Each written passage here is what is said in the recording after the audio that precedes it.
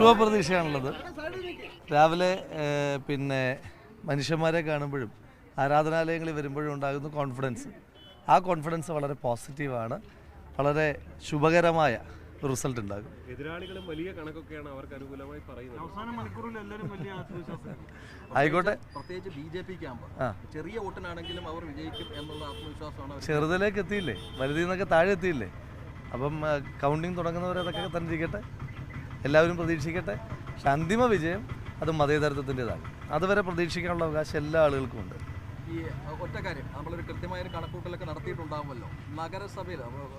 നഗരസഭയിൽ എല്ലാ കാലത്തും BJPയുടെ ആധിപത്യമാണ്. അത് ഇത്തവണ മാറ്റി എഴുതുമോ? നമുക്ക് ഗ്രൗണ്ടിൽ നിന്ന് കിട്ടുന്ന കണക്കുകൾ വെച്ച് നഗരസഭയിൽ BJPക്ക് ഒരു വലിയ ആധിപത്യം ഉണ്ടാക്കാൻ സാധിക്കില്ല. നഗരസഭയിലും പഞ്ചായത്തിലുമെല്ലാം മതേതര മുന്നണിയുടെ ഒരു വലിയ മുന്നേറ്റം കാണാൻ കഴിയുന്ന ഒരു തെരഞ്ഞെടുപ്പായിരിക്കും തെരഞ്ഞെടുപ്പ്. ഓ, വളരെ സുഖമായിട്ട് ഇറങ്ങി. അത് തീരുമാനിച്ചിട്ട് ഇപ്പം ആഘോഷ കമ്മിറ്റിക്കാരിലെത്തുമല്ലോ.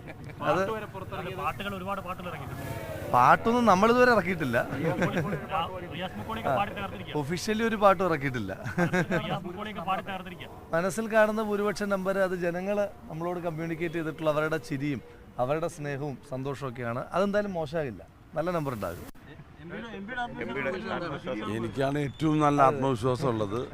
ഉറപ്പായിട്ടും വലിയൊരു മുന്നേറ്റമായിരിക്കും നടക്കുക.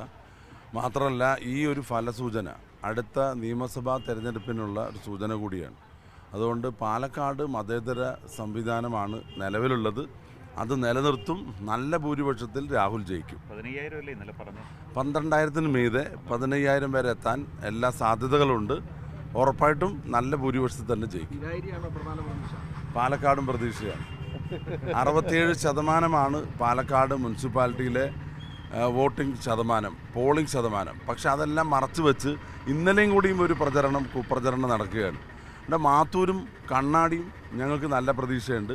10 ഇരട്ടി പ്രതീക്ഷ ഞങ്ങൾക്ക് പിരായിരിയുണ്ട്. 71% വോട്ട് പോൾ ചെയ്തിട്ടുണ്ട്. അതിൻ്റെ റിസൾട്ട് UDFന് അനുകൂലമായിരിക്കും, ഒരു സംശയമില്ല.